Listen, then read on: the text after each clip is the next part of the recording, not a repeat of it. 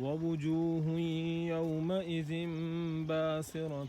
تظن أن يفعل بها فاقرة كلا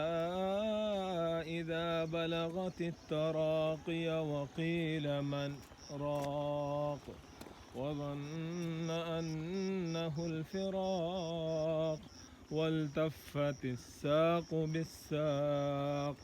إلى ربك يومئذ المساق فلا صدق ولا صلى ولكن كذب وتولى ثم ذهب إلى أهله يتمطى أولى لك فأولى ثم أولى لك فأولى أيحسب الإنسان أن يترك سدى ألم يك نطفة من مني يمنى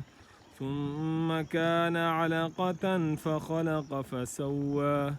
فجعل منه الزوجين الذكر والأنثى أليس ذلك بقادر على أن يحيي الموتى